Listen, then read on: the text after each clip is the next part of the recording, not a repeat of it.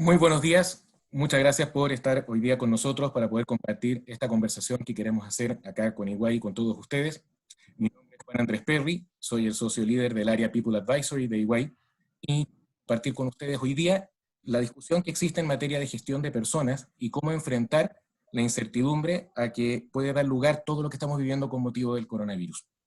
Junto conmigo están hoy día Bárbara Veloso, socia también del área People Advisory de EY, y Romina Aguilera, gerente senior de la área People Advisory. Muchas gracias, Bárbara, muchas gracias, Romina, y gracias a todos por estar conectados ahora con nosotros. Quisiera comentar con ustedes cuál es la agenda que tenemos para el día de hoy. Ahora, darles la bienvenida para todos los que se puedan conectar y explicarles un poco cómo va a funcionar la charla que queremos hacer durante esta hora.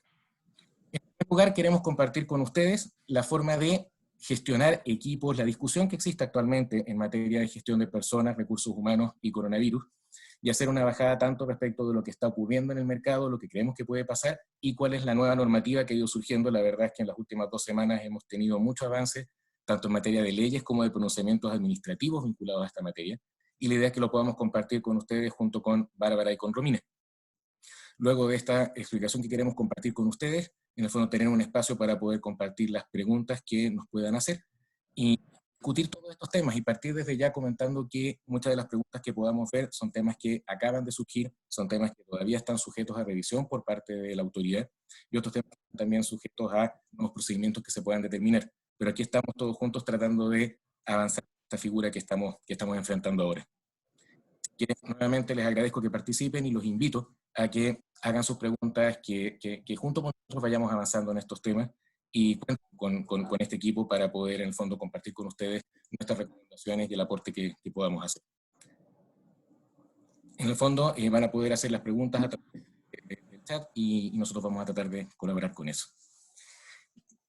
¿Qué es lo que nos convoca? La verdad es que los efectos que está teniendo la crisis del COVID-19, la verdad es que son sumamente importantes, es un verdadero impacto en materia de gestión de recursos humanos y en materia de gestión de personas y relaciones laborales. La verdad es que el impacto del COVID es realmente, en el fondo, es tan potente que muchos han llegado a compararlo con una guerra.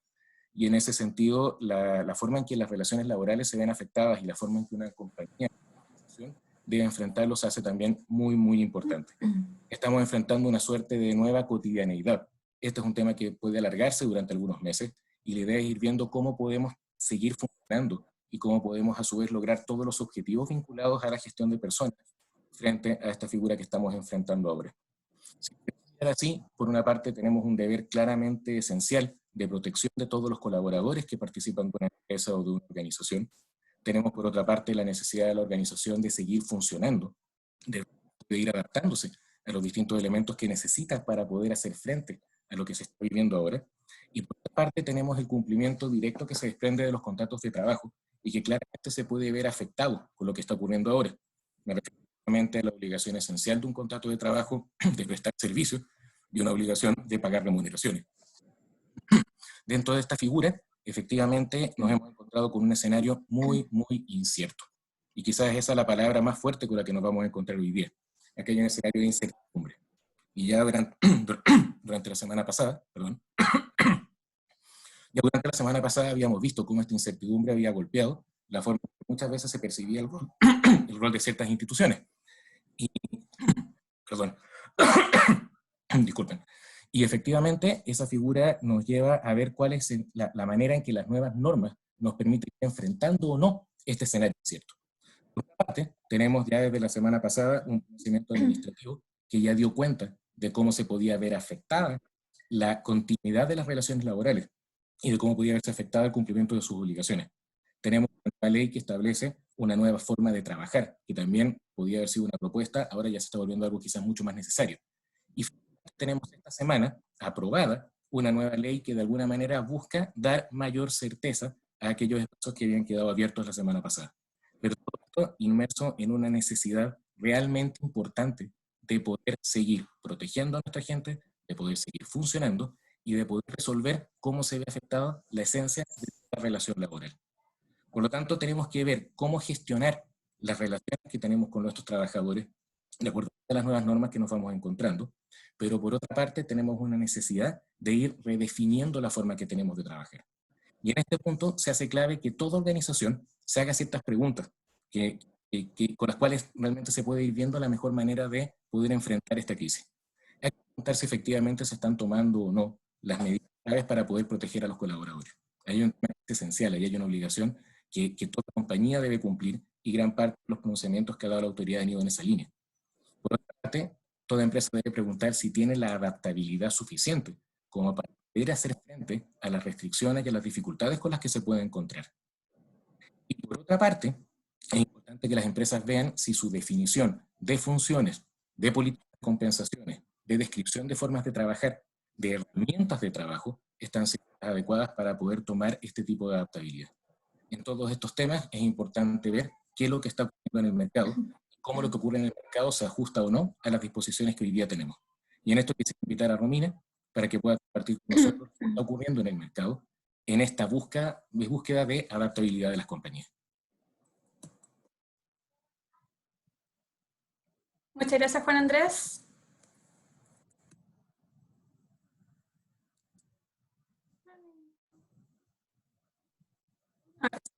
Ya se había quedado un poco pegado. Muy buenos días a todos. Efectivamente, como dice Juan Andrés, ahora queremos compartirles algunas prácticas que están discutiendo las compañías en general, muy apoyadas por los equipos de recursos humanos y las discusiones que están teniendo los equipos también de compensaciones, apoyados por la gestión legal laboral que tenemos que tener en cuenta hoy día para todo lo que queramos implementar prácticamente. Entonces, una de las primeras cosas, y que ha sido más bien forzada, es la necesidad de repensar la forma de trabajar. Hoy día las organizaciones que necesitan la presencia física de sus trabajadores están redistribuyendo turnos, están modificando la forma en que las personas van a los casinos, en el caso de las que tienen instalaciones para almorzar, para evitar tanta cantidad de personas al mismo tiempo en un mismo lugar, redefiniendo cuántas reuniones son realmente necesarias, que es algo que hace tiempo atrás no necesitábamos evaluar, o quizá era necesario, pero hoy día es realmente imprescindible. Y en las que tienen la posibilidad de trabajo remoto, también volviendo a pensar qué funciones realmente yo necesito tener presencialmente y cuáles no. A lo mejor creíamos, o hablo por las organizaciones, creíamos que necesitábamos mucha presencia física de los trabajadores, y hoy día pareciera ser que de alguna manera, y con las dificultades que pueda tener, igualmente se puede lograr. Entonces, es un tema que fue una discusión casi que no hubo tiempo para discutirlo, pero está funcionando y hoy día está rediseñando para ver cómo lo podemos manejar y establecer ya como una nueva forma de funcionar para los equipos. Y en este contexto también tenemos una nueva ley que va a venir a regular un poco ese escenario. ¿Bárbara? Sí, gracias, Romina. Buenos días. Efectivamente, aquí nos vimos un poco forzados a, en muchos casos, adelantar o más, quizás sin ninguna práctica, saltar directamente a formas de trabajo un poco distintas. Como decía Romina, estábamos quizás en las organizaciones, algunos un poco acostumbrados a tener a la gente físicamente ahí, y ya las mismas normas están recogiendo que eso, en la realidad actual, la verdad es que no está siendo posible, y por lo mismo tenemos incluso una ley que nos está dando un marco regulatorio un poquito más amplio que lo que ya tenía contemplada nuestra regulación. Recordemos que las normas laborales no contaban con regulación muy específica, y ahora con la dictación de esta nueva ley de teletrabajo tenemos un marco que nos permite algo más de flexibilidad, lo que no implica que se aplique a todas las empresas, y por tanto tenemos también algunas oportunidades allí todavía para acordar uno a uno entre trabajadores y empleadores, o entre grupos de trabajadores y empleadores, el cómo seguir adelante desarrollando nuestras funciones en este mundo un poquito distinto y ya sin quizás presencia física siendo el factor que más impacta en esto. Así es.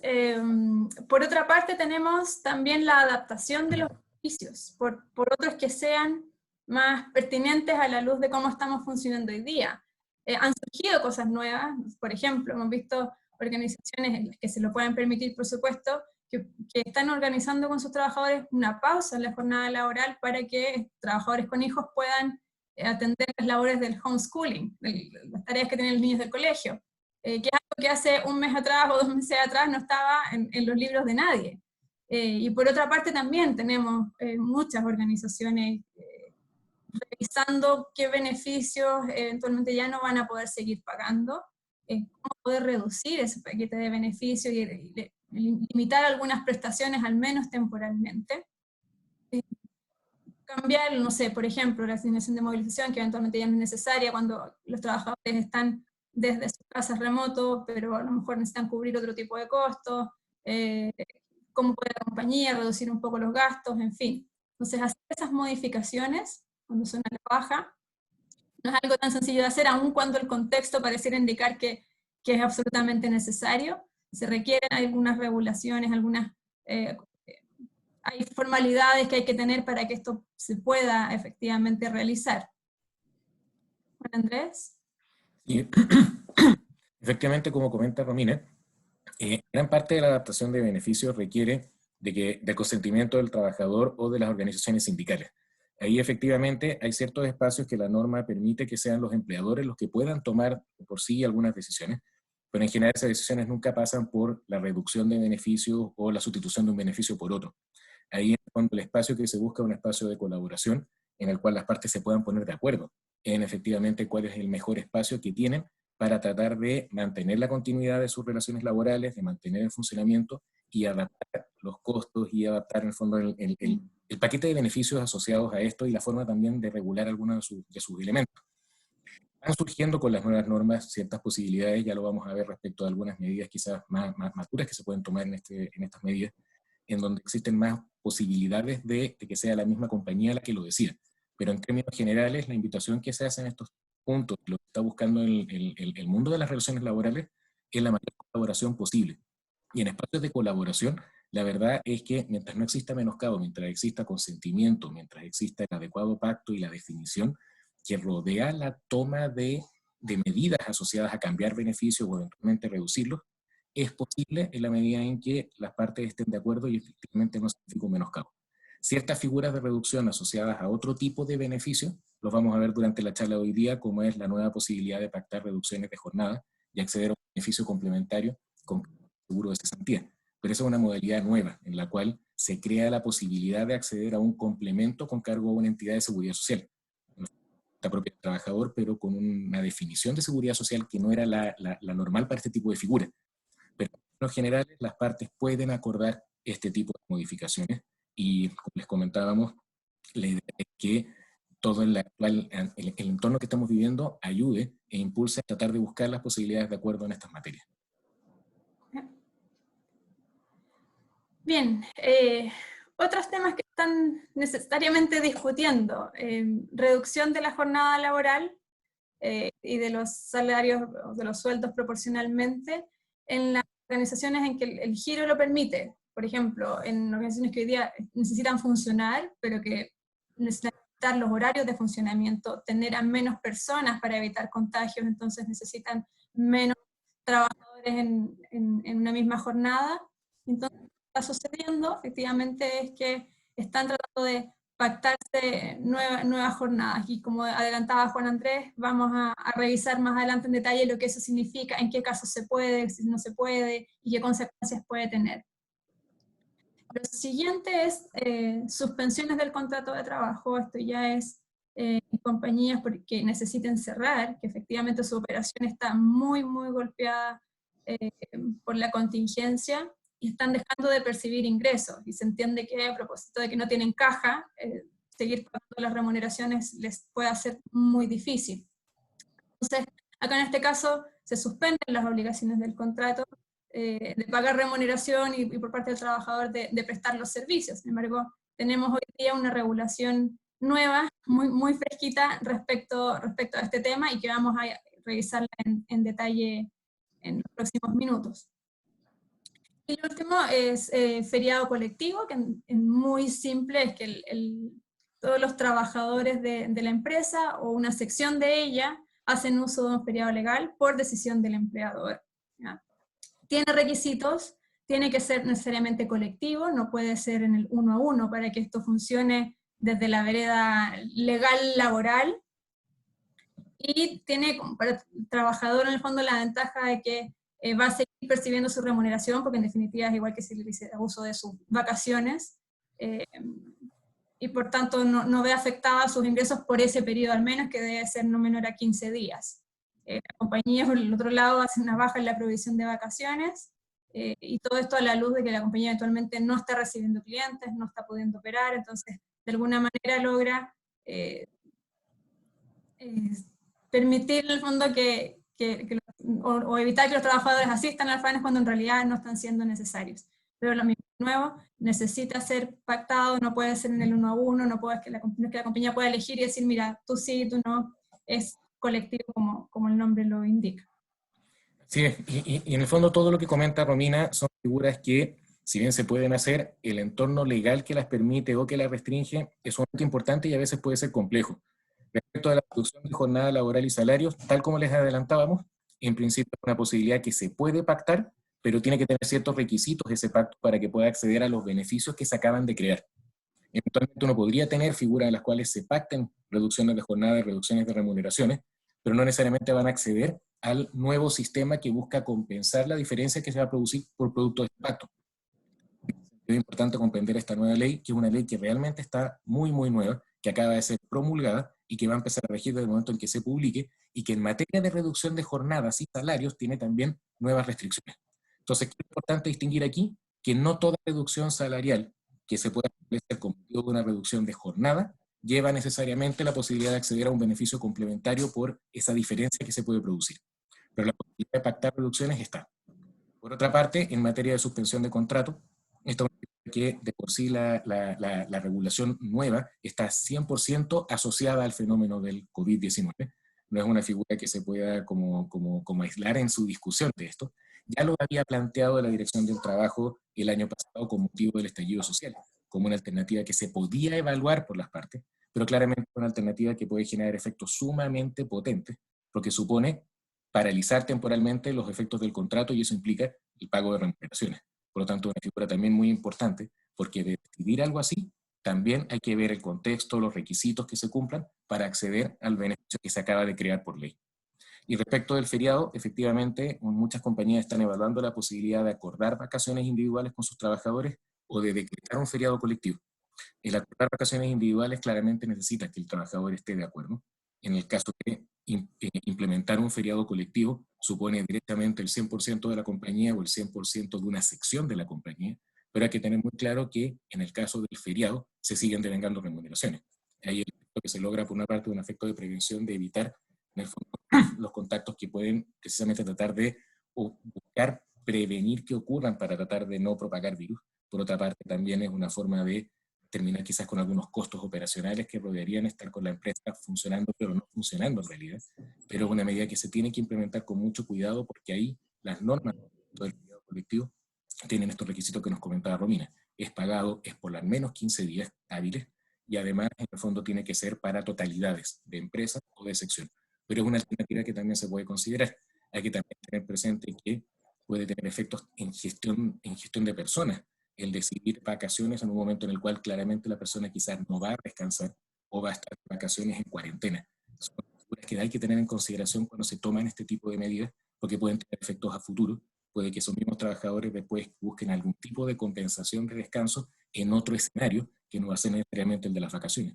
Así que son que se deben considerar y se deben analizar bien, pero son de los que se están evaluando a nivel de mundo laboral. Teniendo en cuenta esto, quisiéramos en el fondo referirnos a cuáles son los criterios que ha ido tomando tanto la autoridad administrativa como las nuevas leyes que tienen que ser considerados para efectos de gestionar la situación de las relaciones laborales. Quisiéramos partir en el fondo comentando cuáles han sido los criterios administrativos que han ocurrido en el último tiempo, en particular los dictámenes de la Dirección del Trabajo, que en el fondo generaron en su momento mucha discusión respecto de qué es lo que estaba ocurriendo con ellos, porque efectivamente levantaban temas que terminaban siendo inciertos. Por una parte, la Dirección del Trabajo ha sido muy constante y consistente en reforzar la importancia que tiene la protección de la vida y salud de los trabajadores. Y en ese sentido, hay que tener presente que hay una obligación legal, general, de todos los empleadores de resguardar la vida y salud de sus trabajadores y de adoptar las medidas necesarias para que eso ocurra. Y en este sentido, las empresas tienen la obligación de velar y cumplir por las medidas que se vayan decretando con motivo del COVID-19, en ese caso hablando de la circunstancia puntual que estamos viviendo ahora. Y aquí un tema que puede ser muy, muy legal, pero es importante tenerlo presente. La Dirección del Trabajo reitera que el deber de cuidado que las empresas tienen respecto de sus trabajadores es el nivel más alto de exigencia que se puede pedir. O sea, estamos hablando del máximo deber que una empresa pueda poner en materia de lograr esta protección efectiva. Y por otra parte, se reitera que la misma ley reconoce el derecho del trabajador a interrumpir sus funciones si que considera que es necesario con motivo de cuidar su salud, para evitar un riesgo grave e inminente respecto de su salud. Y este tema también ha dado lugar a jurisprudencia y a discusiones acerca de cuándo un trabajador derechamente podría decir, ¿sabes qué? Yo no voy a ir a trabajar porque tengo miedo respecto de lo que está ocurriendo o porque siento que la empresa no está tomando las medidas pertinentes. Ese es un tema que claramente no es sencillo, tiene que dar lugar a una discusión y una calificación, y en último término esa calificación es judicial. Pero es importante tener presente que, así como existe un deber del empleador de velar de forma efectiva por la salud y seguridad de sus trabajadores, el trabajador también tiene el derecho a velar por su propia protección. Y es importante por lo mismo que las compañías tengan las políticas adecuadas para que esto no se convierta en un conflicto. Que no tengamos el caso de un trabajador que considera que la empresa no está velando por su salud y esto termine convertido en un litigio. Ahí claramente es muy importante las políticas que las empresas puedan abordar. Por otra parte, en el fondo la Dirección del Trabajo también ha planteado distintas medidas que ella sugiere que las empresas pueden abordar y que están muy en la línea de los temas que nos habían comentado Romina y Bárbara. En este caso, la Dirección del Trabajo hizo estas sugerencias conforme a las normas que estaban vigentes hasta antes de la dictación de la ley que se aprobó esta semana.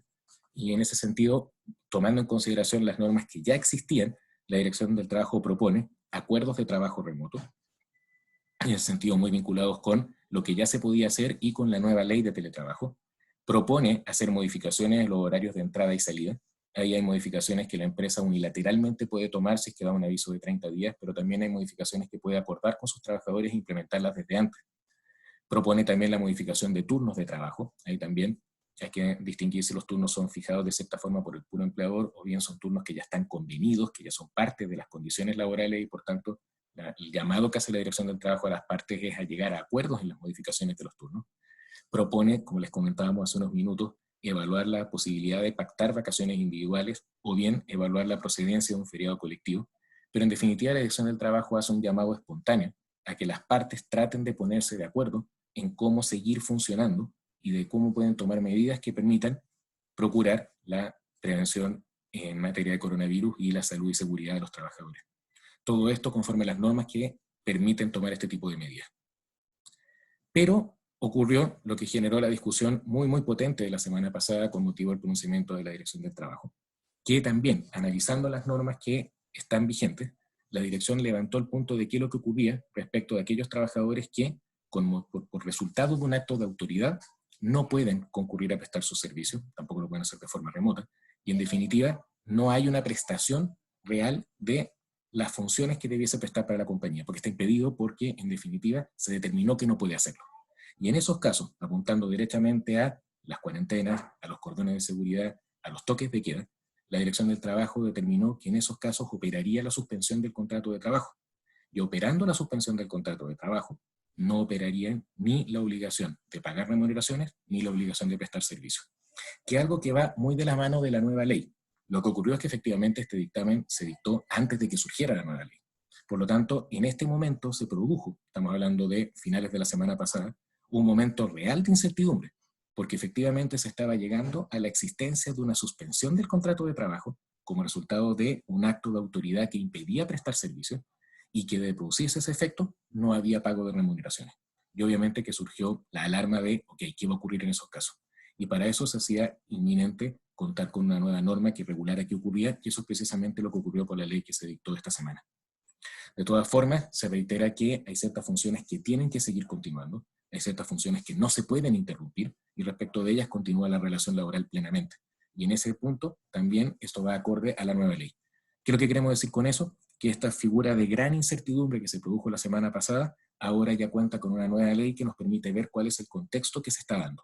que no necesariamente es un contexto simple, la verdad es que de simple no tiene nada, pero sí ya tenemos la ley que viene a regular qué es lo que va a ocurrir en estos escenarios de suspensión que la Dirección del Trabajo ya había determinado que ocurrirían de acuerdo a la aplicación de la normativa laboral.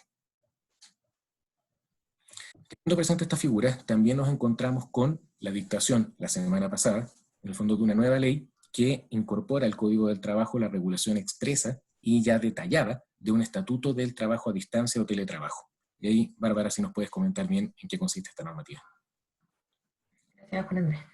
Efectivamente, como decía recién Juan Andrés, la semana pasada se dicta esta nueva ley y solo para dar contexto, esta norma no nace únicamente en razón del COVID, sino que esta norma se estaba ya conversando desde antes y la verdad es que en el contexto del estallido social que tuvimos hace algunos meses había tomado más fuerza, pero se promulga la semana pasada. ¿Y qué es lo que nos dice esta ley de teletrabajo? La verdad es que parte por definir dos conceptos. Por una parte tenemos el trabajo a distancia, que es la prestación de servicios total o parcial desde el domicilio u otro lugar o lugares distintos de las instalaciones de la empresa.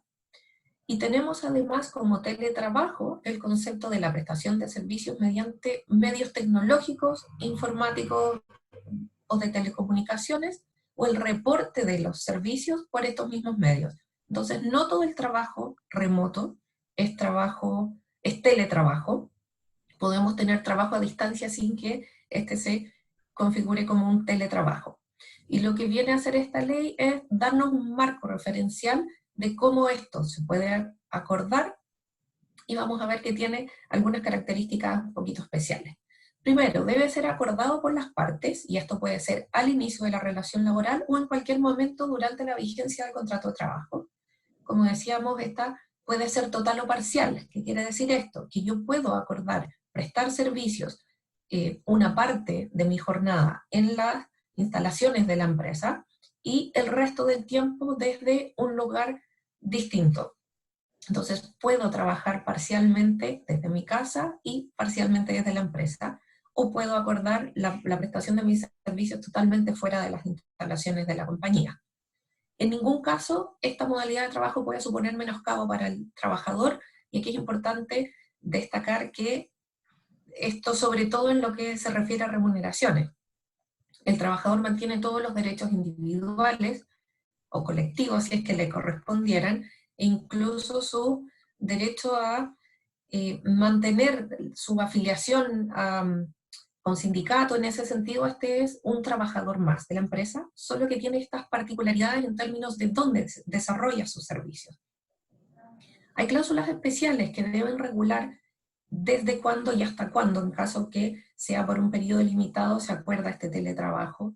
El lugar de prestación de los servicios es bastante más flexible en el sentido de que va a depender si yo necesito estar en un lugar o puedo quizás moverme en distintos lugares, y por tanto puedo acordar con mi empleador que no sea desde un lugar fijo preestablecido, sino que desde el lugar o lugares que me acomode finalmente prestar mis servicios, en cualquier momento, en tanto esto se haya acordado durante la vigencia del contrato. Una de las partes, dando aviso, puede volver al trabajo presencial, y en el caso que se haya acordado desde el inicio el teletrabajo o el trabajo a distancia, se puede acordar contractualmente también que esto se vuelva trabajo en las instalaciones de la compañía.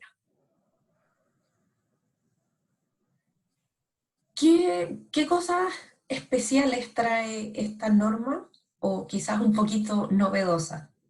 Tenemos que respecto a la jornada, hay, yo diría que bastante más flexibilidad que lo que estamos acostumbrados con nuestro código de trabajo habitual, en el sentido que tú puedes, siendo un trabajador a distancia, teletrabajador, acordar flexibilidad en cuándo cumplo con mi horario de trabajo, en tanto sea un trabajador que sigue suscrito a la jornada de trabajo, o puedo no estar sujeto a jornada durante este periodo de prestación de servicios a distancia.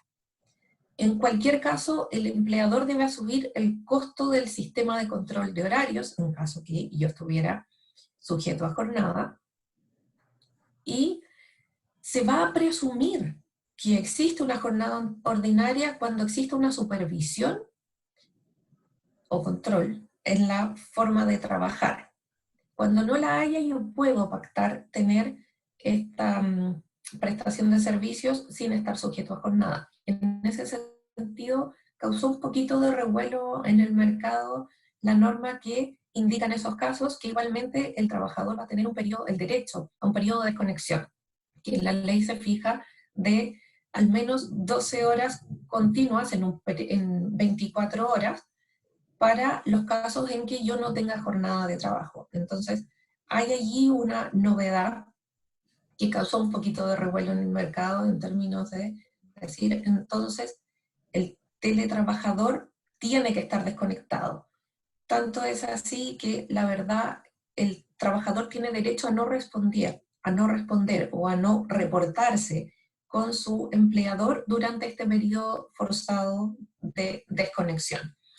Por otro lado, también tenemos que el trabajador tiene derecho, mantiene todos sus derechos de la relación laboral, y eso incluye también la salud y seguridad que deben seguir siendo provistas, o más bien el empleador debe seguir cuidando de su trabajador, así esté en un lugar que no le pertenece a la propia empresa, y se debe velar por el cumplimiento de las normas de seguridad y salud en el empleo.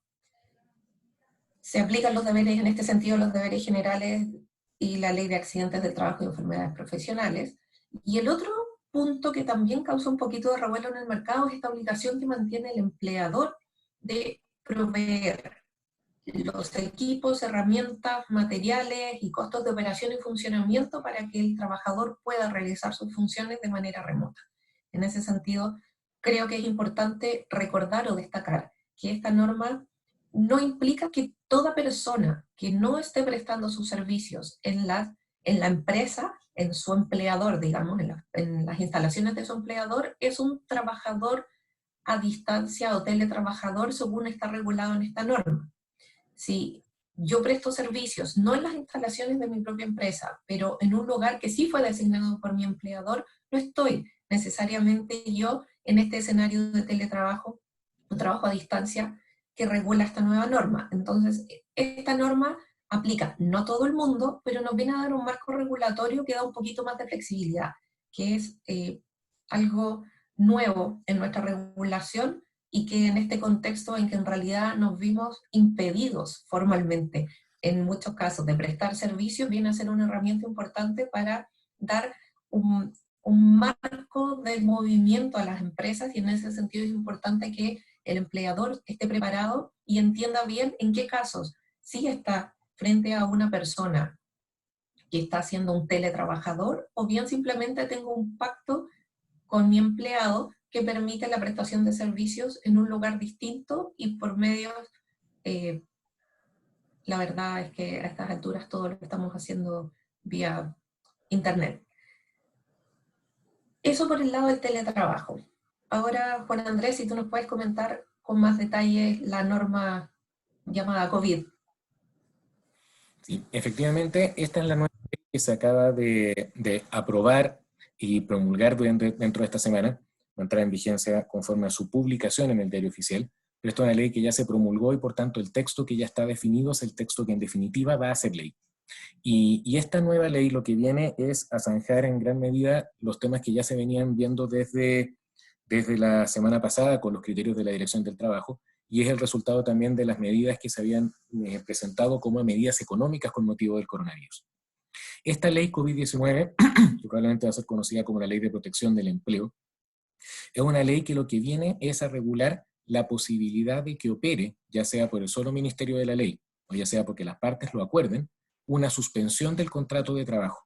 Y como resultado de esa suspensión del contrato de trabajo, se produzca el cese de las obligaciones emanadas del contrato, pero surja también la posibilidad de acceder a otras prestaciones que en principio no habrían procedido con un contrato vigente. O sea, la idea de esta nueva ley es permitir que, aun cuando el contrato esté suspendido, el trabajador acceda a los beneficios del seguro de cesantía, siendo que aquí no ha habido finiquito ni ha habido desvinculación. Y a su vez establece nuevas obligaciones respecto del empleador en el periodo en que el contrato está suspendido, principalmente vinculados al pago de las cotizaciones previsionales. Entonces, por una parte tenemos la definición de esta suspensión legal. Vamos a tener el caso de la posibilidad de pactar una suspensión, la posibilidad de acordar reducciones de jornada de trabajo con la correspondiente reducción de remuneraciones, pero pudiendo acceder al beneficio final de una compensación con cargo al seguro de cesantía. Y por último, ciertas normas que vienen a proteger el entorno de las relaciones laborales durante este periodo. En primer lugar, en el fondo, y refiriéndonos al caso en el que opera la suspensión, en el fondo, por acto de autoridad de la relación laboral, este es el primer concepto quizás al que más apuntaba la Dirección del Trabajo con su dictamen de la semana pasada. ¿Qué es lo que ocurre cuando es el gobierno el que determina, a través de un acto, de un decreto, que hay ciertas actividades que se van a ver afectadas con motivo de esta decisión de cuarentena con motivo del coronavirus, o de cordón sanitario, o de otro tipo de figura? Habiendo un decreto de la autoridad que establece una paralización de actividades y como resultado de esa paralización de actividades en todo o en parte del territorio nacional se produce un impedimento de prestar servicios, aquí opera de pleno derecho la suspensión del contrato de trabajo. ¿Qué significa eso? Que aquí no es necesario que las partes estén de acuerdo en que operó la suspensión, o tampoco es necesario que haya una decisión del empleador de determinar que operó la suspensión. No, aquí la suspensión opera por ley. La suspensión opera porque hubo un acto del gobierno que estableció que una determinada actividad se ve paralizada y por tanto un determinado tipo de servicio se puede ver impedido. Entonces, aquellos trabajadores que no pueden prestar sus servicios como resultado de esta paralización de su actividad van a ver su contrato de trabajo suspendido. ¿Y qué significa la suspensión del contrato de trabajo? Como ya lo habíamos comentado antes, y como dijo la Dirección del Trabajo, significa que el trabajador deja de estar obligado a prestar servicios, pero a su vez el empleador deja de estar obligado a pagar remuneraciones. Y esto era lo que existía hasta la semana pasada. Hasta la semana pasada lo que se veía venir es que de ocurrir esta suspensión, había claramente una situación de incertidumbre y de desprotección respecto del trabajador que no sabía cuál iba a ser su fuente de ingresos durante el periodo en que estuviese suspendido el contrato de trabajo. ¿Qué es lo que establece esta ley? Establece que, operando esta suspensión, el trabajador va a poder recurrir a la prestación del seguro de cesantía. Dos temas importantes vinculados con esto. Es una suspensión que afecta a las dos partes de la relación laboral, no es solamente una de las obligaciones, es ambas. Y por otra parte, todo esto depende de la emisión de una resolución del subsecretario de Hacienda, que tiene que estar suscrita también por el subsecretario del Trabajo, y que tiene que determinar cuál es la zona afectada por la decisión en el fondo de autoridad de paralización de actividades, y por otra parte, cuáles son los establecimientos que se van a ver exceptuados de esa paralización. Vale decir, aquellos que prestan servicios de necesidades básicas, de abastecimiento, de salud, de sanidad, distintos conceptos de los cuales, aun cuando estén en una zona que se ve afectada por este periodo de acto de autoridad, esos establecimientos quedan excluidos. Pero aquellos que no quedan excluidos, quedan cubiertos de esta declaración de la autoridad, va a operar la suspensión del contrato de trabajo en ambas obligaciones, trabajar y remunerar. ¿Qué es lo que ocurre en estos casos? El trabajador va a tener dos grandes derechos. Por una parte, el poder acceder a prestaciones extraordinarias del seguro de cesantía, pese a que el contrato está vigente. Quizás es lejos lo más importante de la suspensión del contrato de trabajo. En la suspensión del contrato, el contrato se congela, pero no se termina. Por lo tanto, aquí no estamos hablando ni de desvinculación, ni de finiquito, ni de ninguna de las figuras que normalmente gatillarían el poder acceder al seguro de cesantía. Aquí derechamente estamos viendo la posibilidad de que aun cuando el contrato está vigente, se le va a tratar como si estuviese terminado para poder acceder a estos beneficios. Y en ese sentido, con contrato vigente, el trabajador va a poder concurrir al seguro. Y aquí una discusión acerca de cómo se va a financiar estas prestaciones. Y se van a financiar en primer lugar con los pagos que el trabajador, con los fondos que el trabajador tiene en su cuenta individual, una cuenta que se ha ido conformando por descuentos y aportes de la empresa y descuentos del trabajador, y una vez que esta cuenta individual se encuentre ya utilizada completamente, el trabajador va a poder acceder al fondo solidario. Nuevamente, o sea, como esto es el seguro de cesantía, hay que tener presente que los montos que se pagan son montos decrecientes. Nunca va a ser el 100% de la remuneración que tenía el trabajador. En el fondo siempre parte desde un 70%, pero la nueva ley establece, por una parte, ciertos pagos, se podría llamar, más favorables para las rentas más bajas, y por otra parte establece menos requisitos que los que normalmente se exigirían para poder acceder al seguro de cesantía, principalmente en materia de número de cotizaciones previas. Y por otra parte, así como el trabajador va a poder acceder al seguro de cesantía, y ese va a ser su ingreso durante el periodo de suspensión decretada por el acto de autoridad, por otra parte, el empleador va a tener la obligación de pagar cotizaciones de seguridad social. ¿Cuáles? Todas las cotizaciones normales que se cubren con materia del sistema de seguridad social chileno, con excepción del seguro de accidentes del trabajo. Ese, en este caso, no se paga. Y respecto de el cálculo que se hace para seguridad social, se calculan sobre el 50% de la remuneración que se considera para efectos de esta ley. Vale decir, en ese caso, el trabajador va a tener una cotización previsional íntegramente soportada por el empleador. Aquí no cabe hablar de descuentos con cargo al seguro de cesantía. Aquí es el empleador el que financia las cotizaciones previsionales de su cargo, calculadas en base al 50% de la remuneración que se considera para esta ley. Entonces, esos son los dos grandes derechos a los que se puede acceder con motivo de la suspensión. Al seguro de cesantía, pese a que el contrato no está finiquitado, y a una cobertura previsional que es del 50% de la remuneración, pero que en este caso es 100% financiada por el empleador. Por otra parte, está la posibilidad de que operen suspensiones del contrato de trabajo, pero ya no por decisión de la autoridad, sino por acuerdo de las partes. ¿Qué es lo que dice la nueva norma? Establece que aquellas empresas que se vean total o parcialmente afectadas pueden también acordar con sus trabajadores estas alternativas de suspensión. ¿Cuál es el tema? Que estas suspensiones se tienen que hacer en aquellos periodos en los cuales no exista, en casos en los cuales en el fondo no exista un acto de autoridad, en aquellos periodos en los cuales no estamos hablando de un toque de queda, aquellos en los cuales no estamos en el fondo dentro del acto de autoridad que permite hacer esto, en esos escenarios sí se puede hacer un pacto de suspensión. Y si se decreta posteriormente un acto de autoridad, se suspende el pacto de suspensión, porque va a operar la suspensión de pleno derecho, y luego puede continuar el pacto de suspensión. ¿Y cuánto puede durar el pacto de suspensión? El fondo está sujeto al plazo de vigencia de esta ley para efectos de la suspensión, que es de 6 meses contados desde su entrada en vigencia. De hacerse un pacto de suspensión, se generan los mismos dos derechos que habíamos comentado antes. El trabajador va a poder acceder al seguro de cesantía y, por otra parte, el empleador va a asumir el costo de las cotizaciones previsionales. Acá es muy importante que, como estamos hablando de una suspensión que no opera de pleno derecho como resultado de la autoridad, sino que opera porque las partes se pusieron de acuerdo, es importante que exista una declaración simple que se va a presentar a la AFC, en la cual se da cuenta de la circunstancia de que las partes están enfrentando esta figura de que su prestación de servicios se vio total o parcialmente golpeada por el fenómeno del coronavirus y que por tanto están llegando a esta alternativa de suspensión. Que es importante tener presente, porque ya conocemos algunas compañías que lo han preguntado, es si los pactos de suspensión se pueden hacer de forma diferida. Por ejemplo, las compañías que prevén que ya en 1 o 2 meses más van a empezar a tener problemas de caja, si que ya no los han tenido, y por tanto quieren que a partir de ese momento opere la suspensión, porque hasta antes tienen ciertos espacios para seguir pagando. La verdad es que la suspensión quedó en el fondo limitada en cuánto se puede diferir, y no se puede diferir más allá del primer día del mes siguiente en el que se pactó. Vale decir, las suspensiones que se pacten ahora durante el mes de abril operan en el mes en que se pactaron o a más tardar a partir de mayo, pero no se puede en el fondo pactar una suspensión futura. Yo no podría pactar hoy que si el coronavirus no ha bajado, a partir de junio empieza una nueva suspensión. No, la suspensión se tiene que pactar en el fondo ahora o a más tardar al primer día del mes siguiente al del pacto. ¿Qué es lo importante? Que esta suspensión está claramente vinculada al fenómeno del coronavirus y por tanto en la Dirección del Trabajo tiene facultades para verificar si se están cumpliendo los supuestos fácticos que permiten tener este tipo de acuerdos. O sea, en el fondo, una compañía podría considerar que está afectada aún cuando no ha habido toque de queda, pero tiene que estar en condiciones de probar que precisamente era beneficiaria de esta nueva ley. Y en ese sentido, la nueva ley establece una serie de requisitos en el fondo de atribuciones de las autoridades administrativas para verificar que se cumplan los supuestos y a su vez establece sanciones en los casos en los que no se cumplan.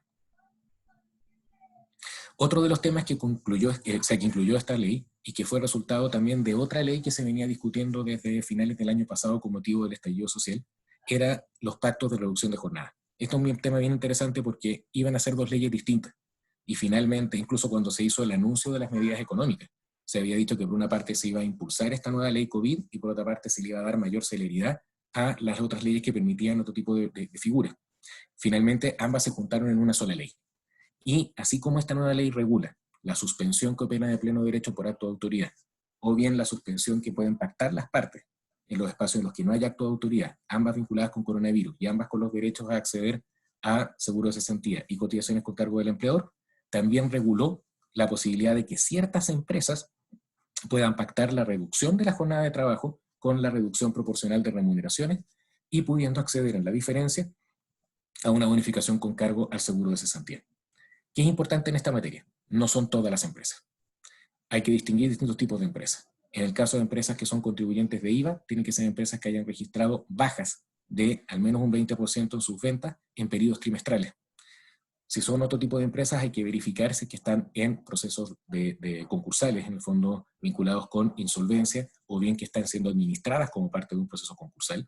Y finalmente se pone el elemento de aquellas empresas que, por un decreto de autoridad que decretó una cuarentena, quedaron fuera de la cuarentena. Aquellas empresas que tienen que seguir funcionando, a pesar de que otras empresas iban a verse paralizadas.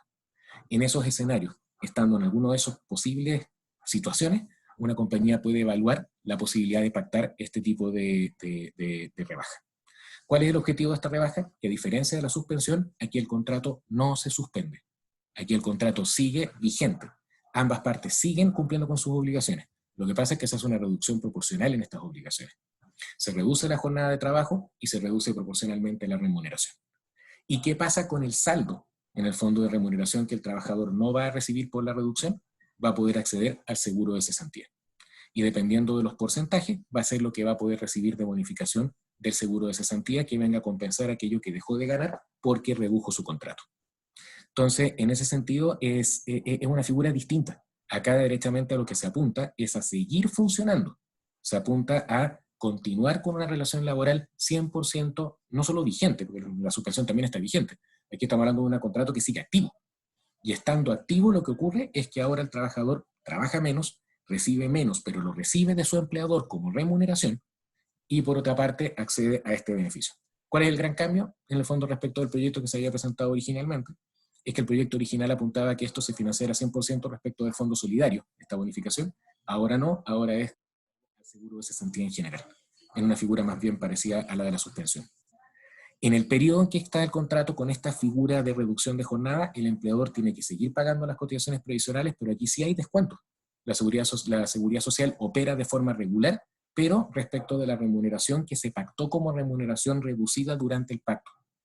Y en ese sentido es bien importante porque este pacto de remuneración es en definitiva el promedio de los últimos 3 meses. Sobre eso se determina cuál es el porcentaje de reducción y sobre esa nueva remuneración reducida se van a hacer los descuentos previsionales que corresponden. Este pacto puede tener una vigencia mínima de 1 mes y máxima de 5 meses o de 3 meses dependiendo de la naturaleza del contrato de trabajo. Hay otros temas, que quisiera mencionar que tienen que ver con la nueva norma y que son sumamente importantes.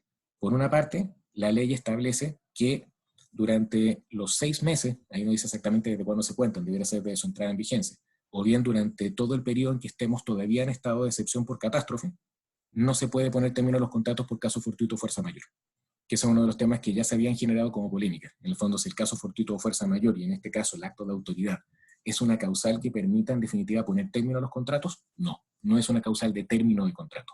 Sí puede producir el efecto de la suspensión, pero no de la terminación sin indemnización. Eso es un tema. En ese sentido, la norma regula ciertos aspectos vinculados a terminación de contrato. Mientras un contrato está suspendido, ya sea suspensión por acto de autoridad o suspensión por acuerdo, la única forma en que el empleador le puede poner término al contrato es por necesidades de la empresa. Y en ese caso es una desvinculación con indemnización legal. Y por otra parte, la ley también se puso en el evento de qué es lo que ocurría con los trabajadores que ya fueron desvinculados desde que empezó en el fondo el estado de excepción hasta la entrada en vigencia de la ley. Y en ese caso también permite que en esos casos las partes puedan de alguna manera hacer vuelta atrás y dejar sin efecto la desvinculación y retomar la vigencia del contrato de trabajo, y en ese caso podría quedar sujeto a alguna de las figuras que estamos comentando. Pero en definitiva está la posibilidad de echar marcha atrás con las desvinculaciones que hayan ocurrido en este periodo. Por último, la ley también establece una suerte de efecto retroactivo, que es importante tenerlo presente. Aquellos trabajadores que ya se hayan visto afectados antes de la entrada en vigencia de la ley, también van a poder acceder a estos beneficios. Son temas bastante fuertes al momento de analizar cómo se puede cumplir. ¿Qué es lo que queremos concluir con todo esto? De que efectivamente se hace indispensable que todas las compañías puedan analizar la manera de armonizar las tres cosas que en este momento creemos que más nos está afectando en el mundo de las relaciones laborales, producto del coronavirus. Por una parte, cómo procurar la adecuada protección de todos los trabajadores y colaboradores de la compañía, cómo procurar mantener el funcionamiento operacional de la compañía en beneficio de todos, y finalmente, cómo lograr ajustar todas estas políticas de protección del trabajador y de funcionamiento de la compañía con una nueva regulación laboral que está en permanente cambio. O sea, si nosotros miramos lo que ha ocurrido en las últimas 2 semanas, tenemos un ordenamiento distinto. En las últimas 2 semanas tenemos una nueva regulación respecto de suspensiones de contrato, tenemos nuevos beneficios que antes no existían, tenemos una nueva forma de trabajar que permite ajustarnos a las medidas que se quieran buscar para que la empresa continúe operando.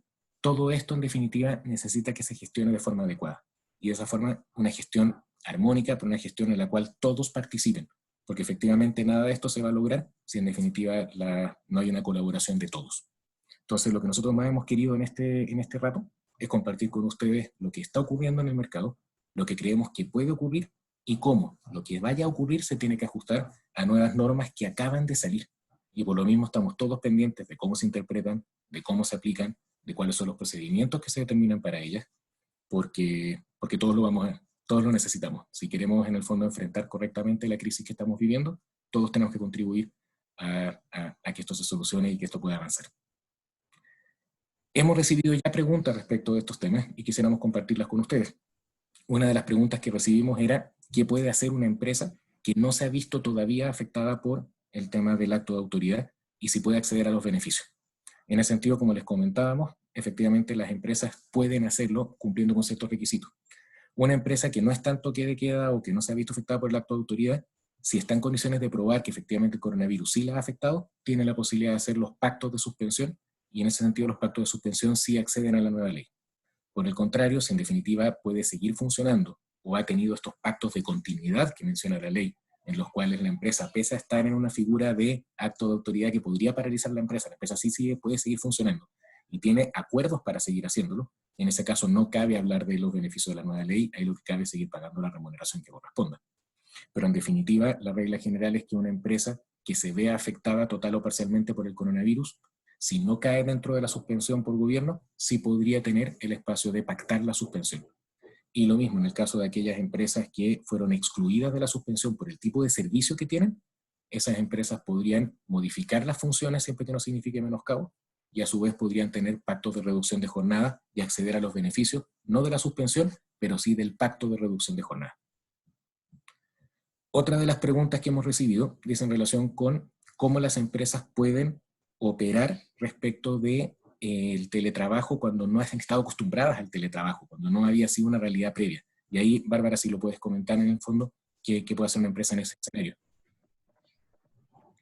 Sí, allí la verdad es que es bien difícil esta adaptación al teletrabajo cuando quizás no estábamos preparados, no lo teníamos anticipado, porque muchas empresas comenzaron con esta modalidad de trabajo sin que hubiese una ley de por medio, sino más bien porque las circunstancias así lo requirieron.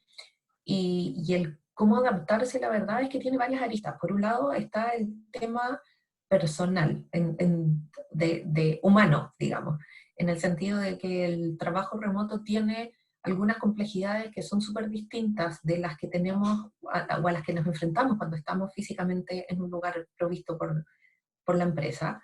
Entonces hay una parte que cuidar a nivel de procurar tener espacios de desconexión, de relajación, de estirarse, de moverse, que a veces estando en un lugar en el que nos podemos abstraer quizás es más fácil, y a veces con la contingencia actual es más difícil porque tenemos distracciones y tenemos otras tareas que atender que en circunstancias normales, digamos, quizás no habríamos tenido que atender. Entonces, el factor humano es importante atenderlo, pero desde la vereda más bien práctica u operativa, es difícil en este minuto, si no lo pude realizar antes, el prepararse para estas tareas.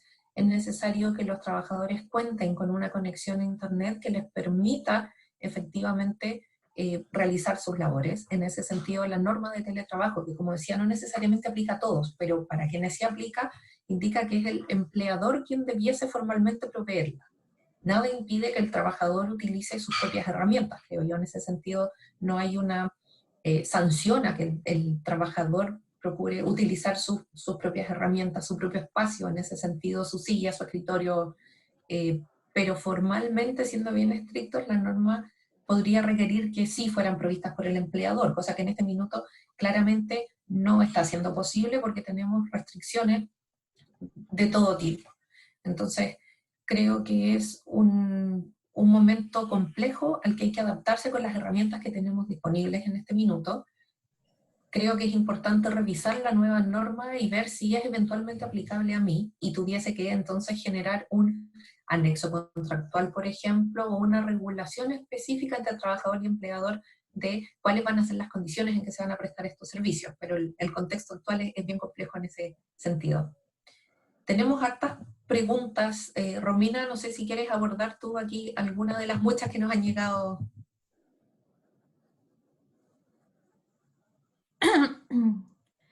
Sí, la verdad es que tenemos muchas. Estaba tratando de ver si podíamos quizás resumir en algunas, pero hay Yo quisiera, muy más de brevemente, 35 preguntas. no han sido muchas. Sí, muchas. Por ejemplo, no sé, ¿qué pasa si la compañía tiene instalaciones en distintas regiones, algunas que están en cuarentena y otras no? ¿Cómo les afecta esta regulación? Muchas preguntas sobre los procedimientos, que la verdad es que hoy día, siendo una ley tan nueva, y hay muchos ajustes todavía de parte de las autoridades administrativas de cómo se va a gestionar esto, que si es online, que si va a haber posibilidad de hacerlo presencial, no todo lo tenemos tan definido. A ver, sigo mirando. La ley exige que la empresa fiscalice 12 horas de descanso. En ese punto, supone que la ley tiene que o sea, la ley sí establece que la empresa tiene el deber de velar por las normas, las materias vinculadas con salud y seguridad del trabajador. O sea, ahí hay una diferencia entre el teletrabajo antiguo y el actual, o sea, en el sentido en que hay una disposición muy clara acerca de la forma en que el empleador tiene que velar porque eso se cumpla. Y en ese sentido, normas de descanso podrían estar vinculadas con temas de salud y podría vincularse por ese lado con el deber del empleador de controlarlo. Y por otra parte, se establece que el empleador tiene que asumir el control de los horarios de inicio y término. Y en ese sentido, el inicio de la desconexión y el inicio de la nueva conexión también sería parte de las obligaciones que el empleador tendría que cumplir. Más preguntas. Había una Aquí hay muchas. Sí. Otra Por pregunta ejemplo, que apareció era, en el fondo, ¿qué es lo que ocurre con los trabajadores de casa particular puertas afuera? Y efectivamente ese fue uno de los temas que también generó mucha discusión cuando teníamos únicamente el dictamen de la Dirección del Trabajo, en que se exige que las trabajadoras de casa particular de un lugar que estaba en cuarentena podían quedarse en el lugar de la cuarentena y trabajar, pero siendo parte de la cuarentena, o bien tenían que permanecer en su propia casa y en ese caso estarían en la suspensión del contrato. Ahora la ley establece expresamente que las trabajadoras de casa particular que no pueden prestar servicio van a poder acceder a su indemnización garantizada. ¿Por qué? Porque los trabajadores de casa particular no tienen seguro de cesantía, pero tienen lo que se conoce como las imposiciones, este 4,11% que se aporta todos los meses. Y en ese caso, así como los trabajadores de seguro de cesantía van a acudir a la AFC, los trabajadores de casa particular van a poder acudir a la AFP y recibir pagos, ya sea una vez o con pagos parcelados, y de ser pagos parcelados van a estar sujetos a los mismos porcentajes decrecientes del seguro de cesantía. vale, mira, aquí hay otra. ¿Impuestos internos puede objetar el pago de movilización o colación si el personal está en casa considerando un gasto rechazado? ¿Puedo tomar yo? Bárbara, por favor. Por supuesto, por favor.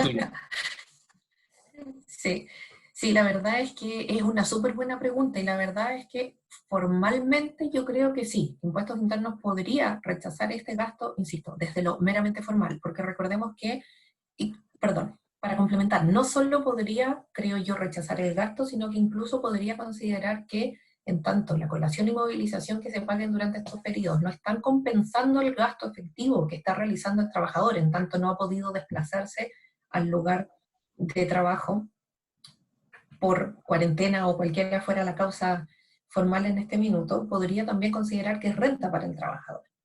Porque la lógica de la colación y la movilización es que cubren el traslado y la alimentación en días de trabajo. La verdad es que pudiendo formalmente quizás considerarse que esto es remuneración y que es eventualmente hasta un gasto rechazado porque no tengo la obligación formal de pagarlo, en tanto no hubo un traslado ni alimentación en horarios de oficina, digamos. Creo que es poco probable que Impuestos Internos tome una postura de ese tipo, considerando que las empresas y el gobierno en general, tanto el sector público como el privado, están abogando porque esto genere dentro de lo posible el menor impacto, tanto en los ingresos de las personas como para las empresas. No me imagino que Impuestos Internos por esta vía quisiera fiscalizar y recaudar más fondos, porque finalmente son beneficios que están considerados para beneficiar al trabajador.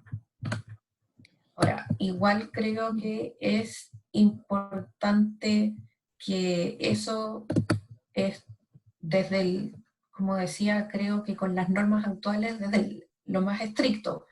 Consideremos también que si se le paga a todos los trabajadores, pudiéramos estar frente a un pago que es voluntario y siendo para todos por igual, quizás igualmente pudiéramos encontrarnos en que se acepta como gasto, pero creo que ese tipo de situaciones, en tanto además de que puede ser difícil de fiscalizar, porque finalmente, por ejemplo, en marzo tuvimos periodos en que sí, nos trasladamos y pudimos ir a prestar servicios físicamente a la ubicación de nuestra empresa, y a partir de el 25, dependiendo del lugar en el que estemos, finalmente es la fecha desde la cual eventualmente no podemos hacer esa distinción y esa fiscalización. Creo que Impuestos Internos puede no ser muy conveniente en términos del costo-beneficio que le significa. Lo que sí, abordando otras preguntas que también vimos relacionadas un poco, ¿cómo pagar Internet, por ejemplo? O cómo darle algún beneficio a los trabajadores que en este minuto están prestando servicios desde su casa, sin pagarles quizás la población de movilización, es pagar otro tipo de asignación que pudiera venir a compensar el uso de herramientas, básicamente. En ese sentido, poder mantener la compensación de la persona en el mismo nivel habitual, pero quizás con una lógica un poquito distinta, que ya no viene a cubrir la movilización y la colación, sino que a lo mejor el desgaste de herramientas en términos de el uso que yo hago de mi propio mobiliario y de incluso mi conexión a Internet. Vale, mira, nos siguen llegando preguntas. Hay una muy buena. Hay muchísimas, lamentablemente ya por tiempo no vamos a poder. Voy a elegir, si les parece, una más y que recoge también otras preguntas. Marisol dice: el plazo de firma de contrato se ha visto afectado porque los colaboradores no están acudiendo a la empresa, pero sí trabajan a distancia. Como respaldo de la demora de firma presencial del documento, contrato o anexo, ¿sirve tener respaldos por mail a modo de firma virtual de los colaboradores que no alcanzaron a hacerlo presencialmente? También hay una pregunta parecida en el sentido de qué pasa si hay que firmar un anexo, la perdí, por teletrabajo, si el teletrabajo es solo para la contingencia, que va un poco en la misma línea de firma de documentos que no se están pudiendo firmar presencialmente. Sí. La verdad es que, bueno, si uno mira muchos de los temas que tiene la nueva ley, lo que busca es que muchos de los pactos se hagan a través de la Dirección del Trabajo y que se hagan a través de plataformas electrónicas. Entonces, probablemente se va a buscar alguna solución, y es parte de lo que les comentaba recién, de que muchos de los procedimientos asociados a estas nuevas normas todavía no están del todo claros. Pero sí hay una intención que se desprende de la ley de que los pactos en definitiva se puedan hacer claramente en formato electrónico y que esa sea la manera en que se puedan hacer llegar a las autoridades. Y aquellos que no se tengan que hacer llegar a las autoridades, pero sean acuerdos entre las partes, la verdad es que el contrato de trabajo es un contrato consensual. Y en ese sentido probablemente van a haber espacios para poder formalizar aquello que no se pueda formalizar aún, pero que exista acuerdo. Entonces, probablemente vamos a tener que distinguir entre los casos en los que la misma ley exige pactos, como es, por ejemplo, la continuidad pese a toque de queda, como es el pacto de reducción de jornada, como es el acuerdo de suspensión, y probablemente hacia ahí nos vamos a mover a los acuerdos electrónicos. Y otra de las preguntas que yo vi que es muy potente es qué es lo que pasa con los trabajadores que no pueden volver a Chile. Trabajadores que estaban fuera de Chile y que se están viendo afectados por las medidas del país en el que están. En particular, preguntaban qué es lo que pasa con un trabajador que no puede volver desde Argentina. Ahí se va a producir un tema que es bien fuerte, porque efectivamente la suspensión a la que apunta esta ley para acceder a los beneficios de esta suspensión está referida a decretos de autoridad que pasan por las autoridades de gobierno chilenas. Aquí tenemos un trabajador que se está viendo afectado por un acto de autoridad extranjero y que incluso pudiendo volver a Chile va a quedar dentro de los 14 días de cuarentena y en ese caso va a estar con relación laboral vigente, pero con licencia médica. Ese es un caso claramente complejo porque no necesariamente se va a interpretar que la imposibilidad que tiene de volver desde Argentina corresponda a un acto de autoridad chileno. La verdad es que en ese caso probablemente no operaría la suspensión de pleno derecho, habría que acordar con el trabajador la posibilidad de que trabaje en forma remota, pero no estamos en el escenario exacto de un trabajador que por ley quede en un escenario de aquellas suspensiones no pactadas. La verdad es que son muchas preguntas, quisiéramos poder revisarlas todas y seguir en contacto con ustedes. La verdad es que, como decía Romina, queremos darle las gracias por haber participado. La verdad es que esperamos poder haber sido un aporte para ustedes.